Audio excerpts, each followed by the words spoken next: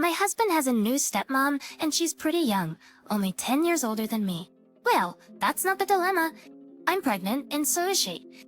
Now, at a family dinner, she announces that she doesn't believe the baby actually belongs to my significant other, aka her new son. Can you imagine the drama that unfolds when I demand, "Fine, how about we just take a DNA test?"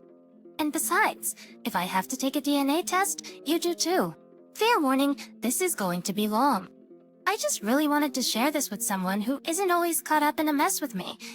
There's a lot of background, but I promise it's worth it. My husband's Jay, and I just got back from our honeymoon a couple of weeks ago. This wedding has been a long time in the making. We've been together since high school, but friends all our lives. Since we didn't have a big ceremony, we decided to go all out for the honeymoon. I'm talking a month and a half in all our favorite spots across the world. The best hotels, the best food, you name it, and we had it. I'm not saying any of this to brag. I just wanted to give you as accurate of a picture as possible. Considering we were gone for such a long time, Jay's father, my father-in-law, wanted to have a welcome back dinner to catch up. He's a total sweetheart, and both Jay and I adore him. So Jay accepted without running it by me first. Usually, this would not be a problem. We get along great and have ever since I've known him, which is pretty much my whole life, considering our families used to live next door to each other. We moved closer to my mom's family after my dad passed, but since I stayed in the same school, Jay's family has been a big part of my life. Jay's stepmother is a different story though. Jay's mom passed away when we were in our junior year of college, and she and father-in-law had been separated for a while by then, but it still crushed both him and Jay to lose her. I think his heartbreak is why he moved on quickly and remarried basically by the end of that year. Father-in-law married Jay's stepmother, whom I'll be calling mother-in-law for simplicity's sake. The year Jay and I graduated from college, it was a little weird that she was only 10 years older than us, and when they had their twins 3 years ago, I was a little concerned about father-in-law being too old to have young children. But I didn't really want to judge someone who's particularly a second father to me, especially since Jay was just happy that his father seemed happy. Mother-in-law, on the other hand, had no trouble judging. From the get-go, she was super competitive whenever it came to anything to do with me. If Jay bought me a necklace, she had father-in-law buy her a more expensive one. If somebody mentioned that I made a good apple pie, she would just happen to make one the next day. She even announced her pregnancy at a dinner celebrating my promotion. I don't know if she's jealous of my relationship with my father-in-law or what, which aside from being super gross implications, is just plain unwarranted. But she's been awful to me since we met. I've never brought it up with my father-in-law because I don't want to cause problems in his marriage. But whenever I've said anything to Jay, he just brushes it off and says stuff like I'm reading too much into things. When I brought up the pregnancy announcement, his only defense was that my father-in-law was hosting the dinner, so technically she was allowed to announce whatever she wanted in her own home. It's been a huge point of contention between us. When we decided to get married, I made it a point that he would have to be on my side from this point on. I understand that she was his stepmother, but I was going to be his wife. He agreed, and that was that. So we got married, and I could not be happier. When Jay told me that he had accepted my father-in-law's invitation for dinner, I was a bit hesitant, to say the least. We had just gotten back from the happiest weeks of our lives, and I did not want my mother-in-law to ruin that. Jay convinced me by saying that it would be the perfect time to announce my pregnancy. We found out that I was pregnant about 6 weeks before we got married, and we decided not to tell anyone just yet aside from my mom who was with me when I took the test. And since we were planning on getting married eventually anyway, we decided to elope. Our families were shocked, but ultimately, my mom and Jay's dad were happy for us, especially considering we've been together for such a long time. My father-in-law paid for our honeymoon as a wedding present, which his travel agent handled completely. It was a dream. I really couldn't imagine how happy he would be when we announced that I was pregnant with his first grandchild. I agreed to go, but told Jay that if my mother-in-law tried to pull anything, I would not tolerate it. Jay agreed and promised to have my back, no matter what. My father-in-law loves hosting dinners in his home. We chose an intimate setting to announce the pregnancy.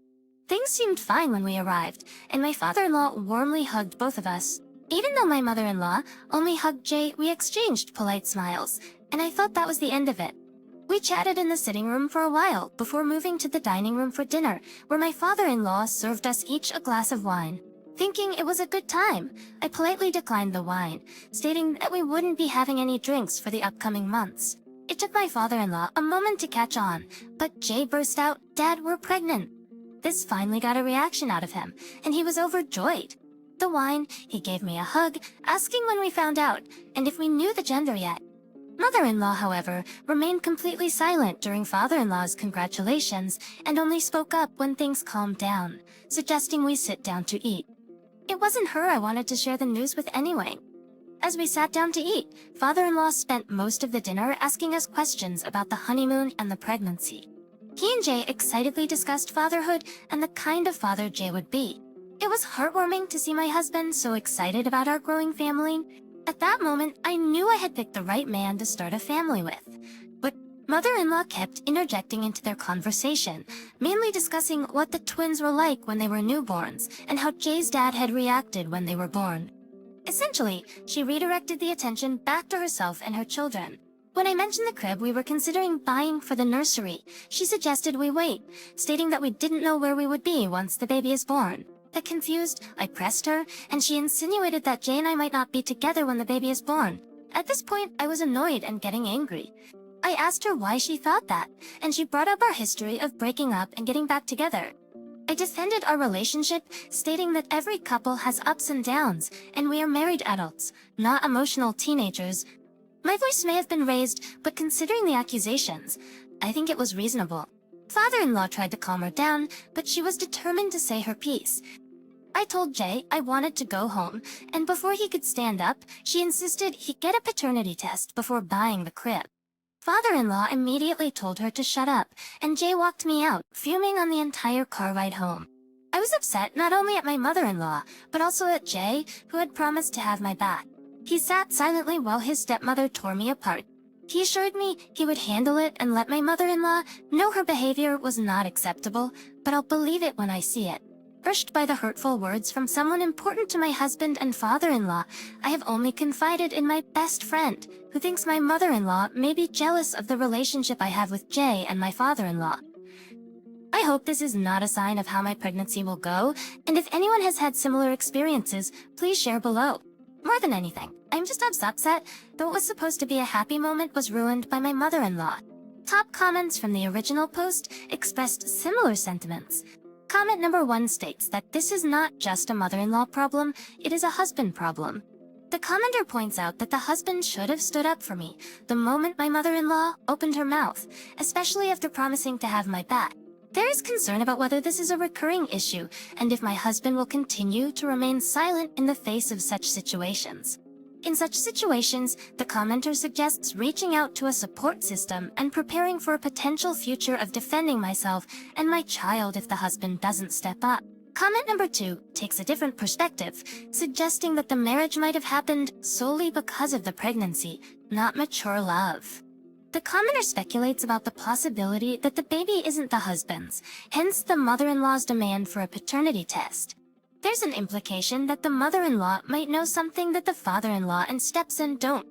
The commenter advises me to admit any jealousy towards the mother-in-law, projecting that she married a stable family man while I was strung along for 10 years with an on and off again boyfriend. In the first update, I acknowledged the husband's failure to defend me adequately and our subsequent discussion about the need for him to speak up sooner in the future. There's mention of the impossibility of limiting contact with the in-laws due to Vijay's work with his father, who runs several restaurants. The family's closeness is highlighted, and the difficulty of implementing low or no contact during pregnancy is explained. The update concludes with relief that an upcoming family event won't involve seeing the mother-in-law. Moving to the actual update, a dinner meeting is arranged with the father-in-law and mother-in-law to sort things out. Despite my preference for a neutral location, the father-in-law insists on hosting again. The dinner doesn't even begin before Jay addresses the issue, expressing regret for not saying anything the last time. He firmly informs his stepmother that her suggestion was ridiculous and unwarranted, emphasizing his trust in my loyalty. The father-in-law apologizes for letting the situation persist. When the mother-in-law attempts to apologize, I request that she waits until I've spoken. I acknowledge my raised voice, but explain that it was warranted given the implications of her statement. I agree to a paternity test, but only if she undergoes one as well, pointing out the inconsistency in her questioning the parentage of my unborn child while never questioning her own children's paternity. when I tell you that I've never witnessed a grown woman losing her composure as loudly as she did, you'd be genuinely shocked by the volume she reached. She immediately tried to throw herself at me across the coffee table, her words becoming completely unintelligible by that point. I won't repeat the things she said to me, but Jay and I removed ourselves from the situation right away. It's been a day since we went over, and Jay has been on the phone with his father almost continuously since the twins have been with Jay's aunt since yesterday afternoon. I think they'll remain there until the father-in-law can get my mother-in-law to calm down. This is definitely not over yet, but I hope everything calms down soon for the sake of the children. Update number 2. Before we continue with the update, I want to thank everyone who read and responded to my initial post and update. They were lengthy, venting out years of built-up stress into these extensive texts. I am grateful that people took the time to reply with their experiences. Despite the unfortunate commonality of similar stories, it is hopeful to hear about situations that have improved. I have received mixed responses about agreeing to the paternity test only if she did it too, which I expected. Honestly, it is the only solution that seemed fair to me. Anyways, onto the main part of the update. I did end up going through with the test. As insulting as it was, I knew that if I didn't, there would always be that lingering shred of doubt, and that is not the family I want to bring my child into. I chose a doctor who runs his own practice, a friend of mine. He collected the samples, and the results would be available in a few days. Shockingly, the child is my husband's. Jay was not surprised when I told him, but I could sense some tension released from his conscience. But considering the emotional turmoil my mother-in-law put me through, I did not stop there. I did not do anything drastic. Nobody was harmed. My condition for going through with the test was that my mother-in-law gets her own children checked, and I intended to go through with that regardless of her participation. The twins were with Jay's aunt, and I managed to get Jay's cousin to get a cheek swab of each of them, just to bring to my doctor friend. We compared the twins to Jay, which served the same purpose. The emotion I felt when it came back that the twins were not related to Jay was mixed. On one hand, I felt vindicated that my mother-in-law had been projecting, but on the other hand, the lives of these innocent children were about to be uprooted because their mother had to butt into other people's business. Currently, the only person aware of these results is Jay.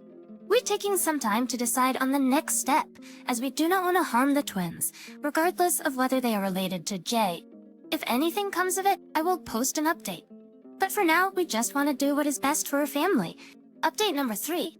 I am devastated, absolutely devastated, and have no idea what to do. I feel completely blindsided and betrayed by the man who promised me forever and is now siding with a woman who verbally abused me in his home. My father-in-law and mother-in-law called us over yesterday afternoon. I had hoped that my mother-in-law had finally come to her senses and was ready to apologize for everything she said to me. Unfortunately, I could not have been further from the truth. Upon arriving at the house, I already knew that something was off. My father-in-law usually greets us at the door with a warm hug and smile, but this time, he just held the door open silently. And then we went to sit beside my mother-in-law in the dining room. There was no tea or snacks in the sitting room, and we didn't have a quick catch-up.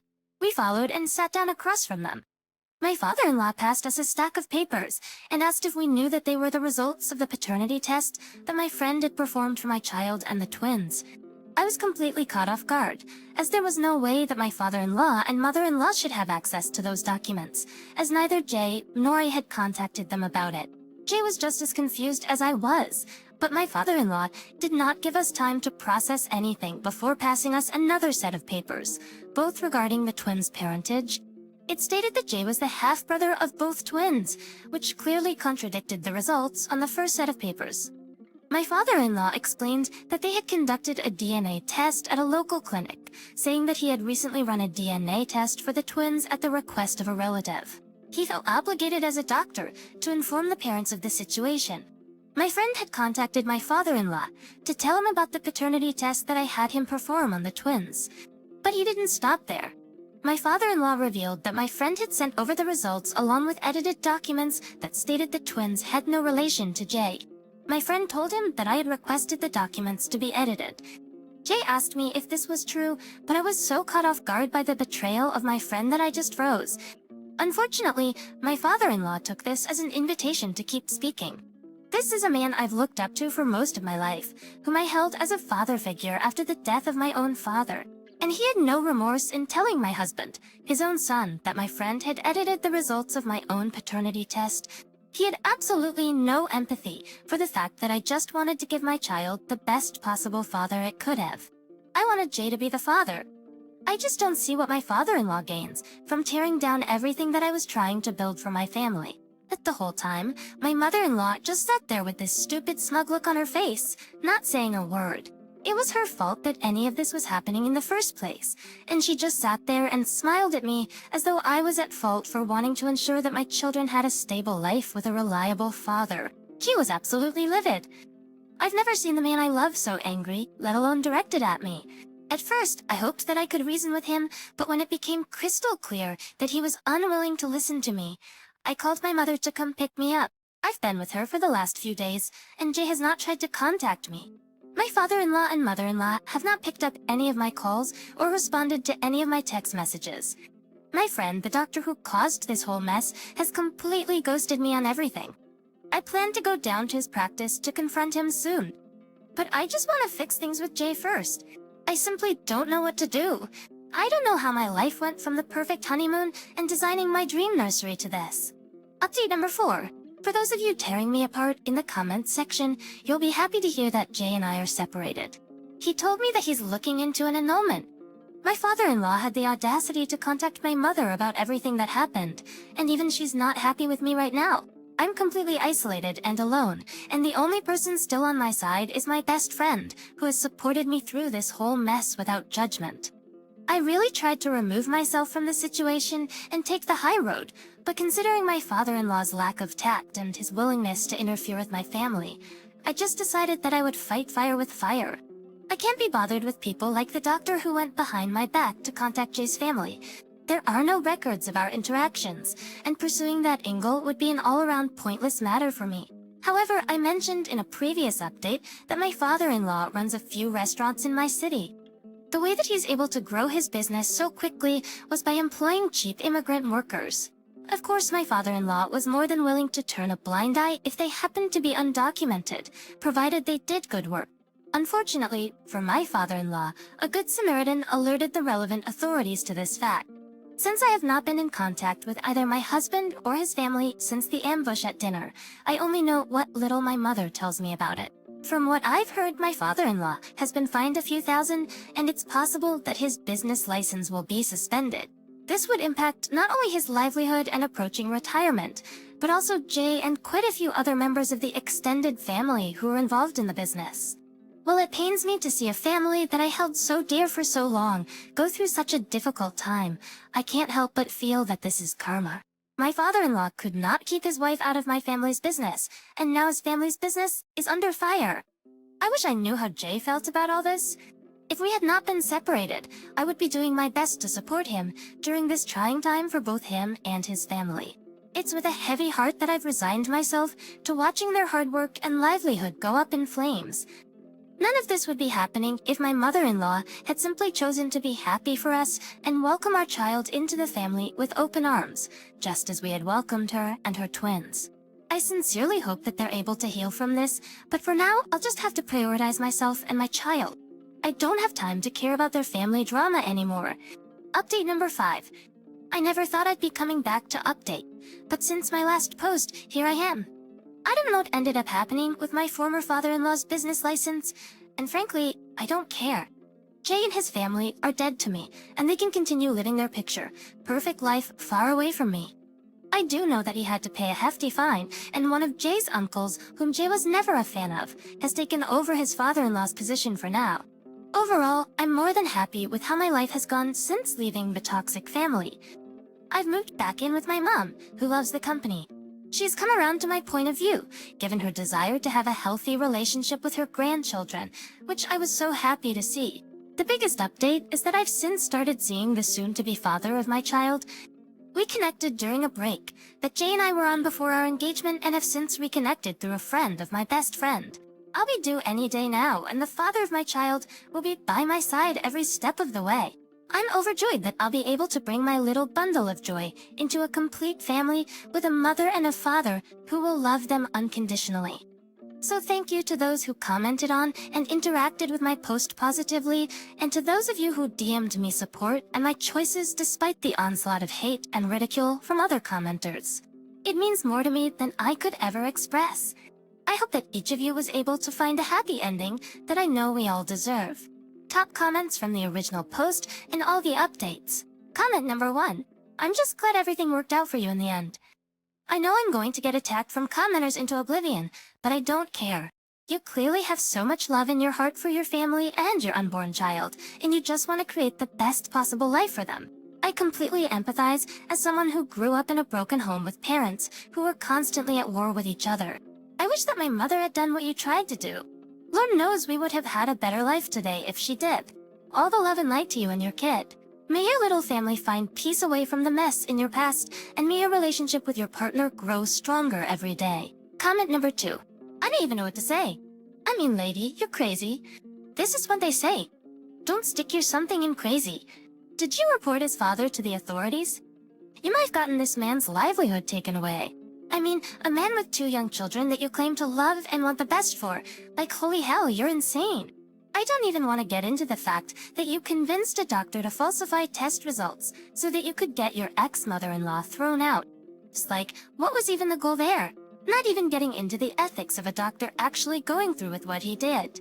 The fact that you're trying to frame it as a betrayal of your trust is unhinged. I actually don't know how to react. Like, this can't be real, right?